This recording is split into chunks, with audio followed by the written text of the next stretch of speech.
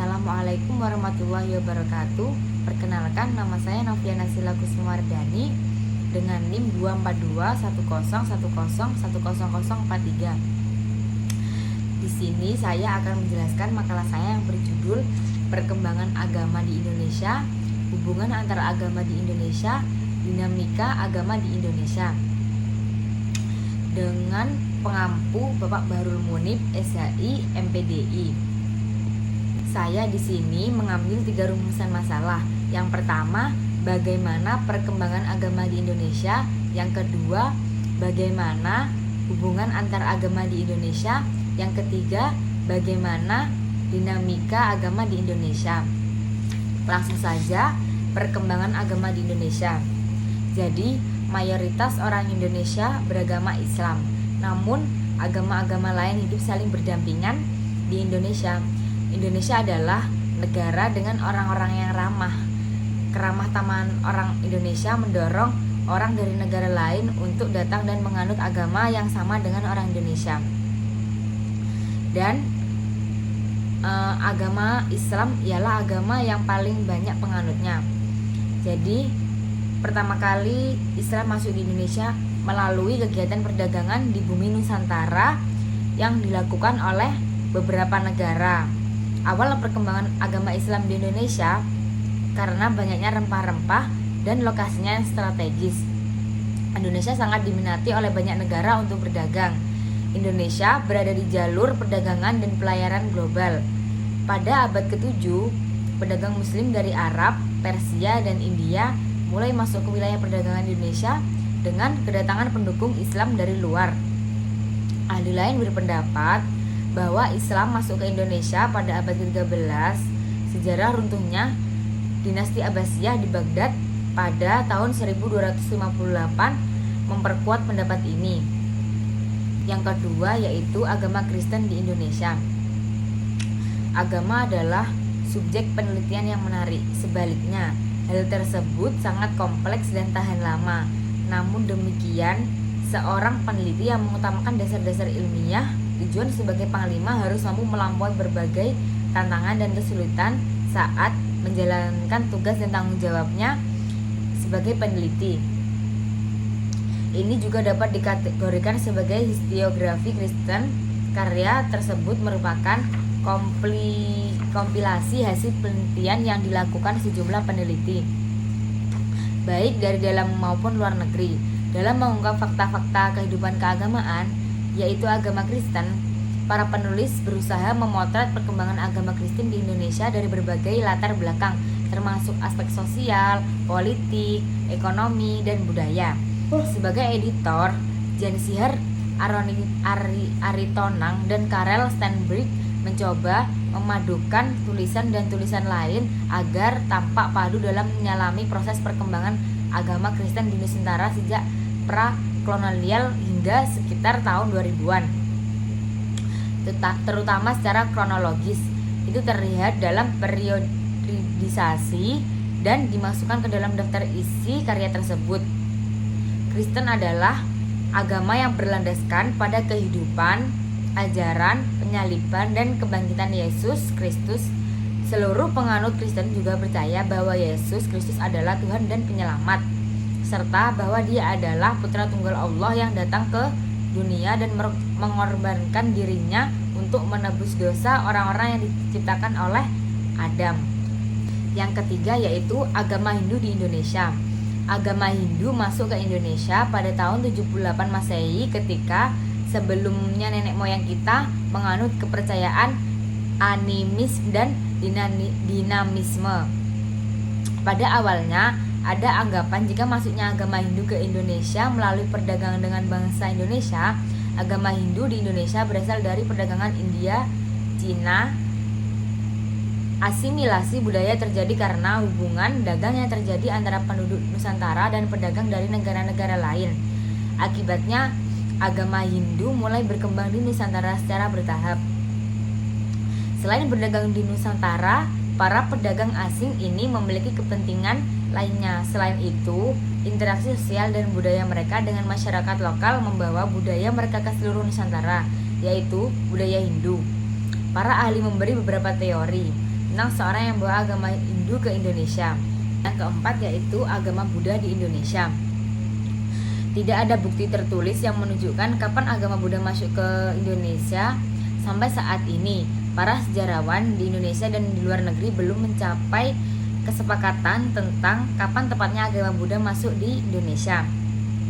Sejauh ini, tidak ada literatur yang ditulis tentang sejarah kecuali hipotesis yang didasarkan pada fakta-fakta sejarah yang memungkinkan berbagai interpretasi. Prasasti di Kutai dan Jawa Barat adalah bukti paling tua tentang pengaruh agama yang berasal dari India. 7 prasasti yang ditemukan di Kutai, Kalimantan diperkirakan berasal dari sekitar tahun 400 Masehi. Ditulis atas perintah Raja Mulawarman dan Asmawarman, cucu Kudangga. Itu menceritakan tentang sebuah pemujaan yang disebut Wapekaswara yang dipuja sebagai Siva atau dewa lokal. Area Buddha yang terbuat dari perunggu dapat ditemukan di beberapa tempat lain di Kalimantan, seperti di Sungai Kapuas, Mahakam, dan Rata. Anda juga akan menemukan area Brahmanis dan Buddha yang belum diketahui waktu pembuatan mereka di dalam gua di Gunung Kompeng. Nah, itu tadi agama-agama yang masuk di Indonesia.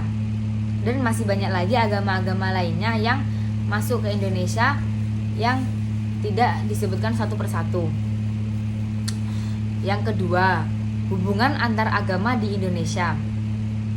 Setiap perkembangan peradaban, baik di barat maupun timur, memperdebatkan hubungan antara agama dan negara yang berkisar pada jenis pemerintahan, apakah itu sekuler, kesatuan, atau simbiosis. Berdasarkan wacana tersebut, penelitian ini menyelidiki hubungan antara agama Islam dan negara-negara di Indonesia. Dalam sejarah Islam, ada 3 jenis hubungan antara agama dan negara.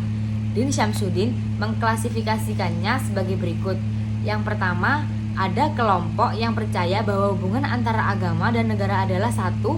Ini berarti bahwa ranah agama dan negara sama dan sebaliknya, sehingga tidak ada jarak antara keduanya. Al-Maududi mendukung gerakan ini. Yang kedua, secara dinamis, keduanya tetap terpisah dan dikontrol satu sama lain. Akibatnya, agama dan negara saling mengontrol. Lihat halaman negara bagian, kedua belah pihak bersatu untuk memenuhi kepentingan masing-masing, dan agama memerlukan lembaga negara untuk mempercepat pembangunan negara. Yang ketiga, menurut kelompok tertentu, agama dan negara tidak terkait satu sama lain. Kelompok ini tidak setuju dengan hubungan kedua antara agama, politik, dan negara. Akibatnya mereka menentang kedua landasan agama negara dan formalisasi antara agama dalam sistem hukum negara. Agama Indonesia sebagai salah satu agama muslim di dunia memiliki hubungan dengan negara berkembang dalam bentuk konflik, alienasi, dan integrasi. 3 jenis gerakan keagamaan telah berkembang secara bersamaan dan progresif. Sejak awal berdirinya Kerajaan Islam Demak, Islam sebagai agama berperan politik dalam perlawanan terhadap pemerintahan Majapahit. Politik dan Islam berkembang pesat selama pemerintahan Kerajaan Demak. Tetapi kekuasaan beralih ke Kerajaan Mataram karena keadilan dan rahmat yang diajarkan oleh agama Islam. Harmoni adalah tujuan akhir dari hubungan antara manusia. Al-Quran, kitab suci umat Islam, sangat menekankan pentingnya menjaga perdamaian dan keharmonisan di antara orang-orang yang berbeda keyakinan. Oleh karena itu, menjaga harmoni antara agama adalah tanggung jawab moral yang harus dipenuhi. Toleransi dalam Islam bukanlah konsep yang tanpa tujuan. Sebaliknya, itu mengandung makna mendalam tentang penghargaan terhadap kebebasan beragama dan hak setiap orang untuk mengekspresikan keyakinannya tanpa tekanan atau penindasan. Ini mencerminkan semangat inklusif dan saling menghormati yang merupakan dasar dari ajaran Islam. Sejarah Islam yang panjang menunjukkan bagaimana penganut agama Islam dapat menjalani kehidupan yang harmonis dengan orang-orang dari berbagai agama. Toleransi dan kebebasan agama meningkat selama kekhalifahan Islam.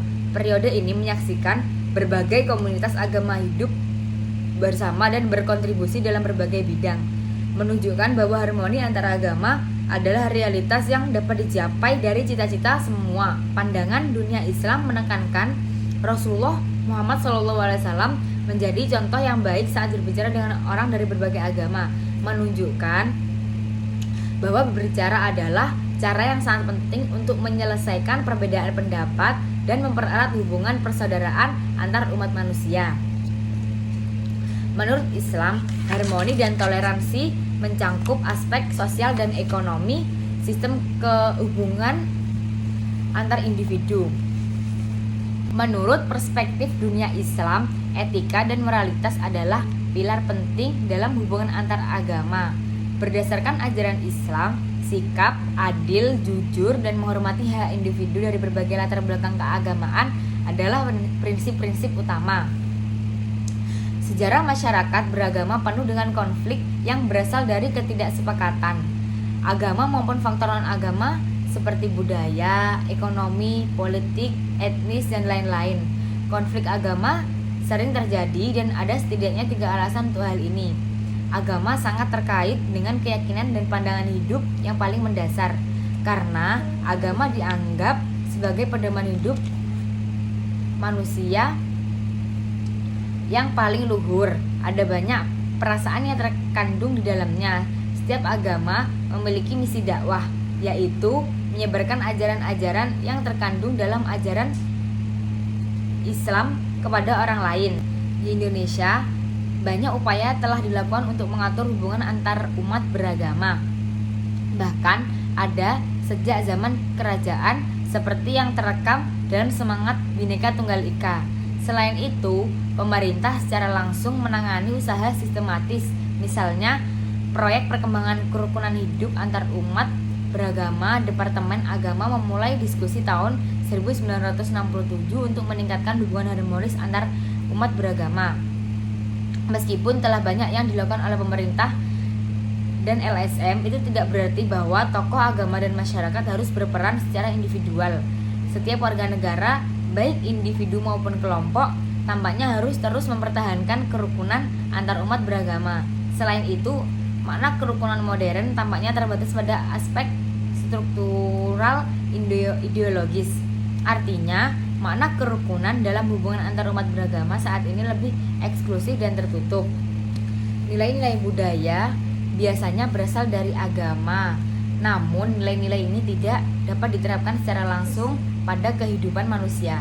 Dengan kata lain, nilai, konsep, dan semangat yang ditanamkan dalam agama, termasuk Islam, masih tidak aktif. Tentu saja, tugas berat para pemeluknya adalah menjalankan. Ini adalah salah satu titik masalahnya, sejauh mana agama dapat membantu proses internalisasi nilai-nilai yang disebutkan di atas. Seperti yang dinyatakan oleh Sujatmoko, ada perbedaan yang harus dibuat antara kekayaan pikiran, hasanah, dan kaidah agama yang ditemukan dalam kitab suci atau buku agama serta kemampuan pemeluknya. Adanya diskrepansi ajaran Islam yang luhur, yang tidak mengenal diskriminasi, yang menghormati hak asasi, yang mendorong keadilan, musyawarah, toleransi, yang mengampanyekan penghargaan pada keragaman dengan kenyataan historik bagi pemeluknya. Yang ketiga, dinamika agama di Indonesia. Sebagai negara kepulauan, Indonesia merupakan negara dengan jumlah penduduk terbesar keempat di dunia dengan jumlah penduduk sekitar 278 juta jiwa. Indonesia juga mempunyai semboyan Bhinneka Tunggal Ika. Semboyan ini menandakan bahwa bangsa Indonesia majemuk dalam banyak hal dan mampu bersatu secara harmonis meskipun terdapat berbagai macam perbedaan dalam kehidupan.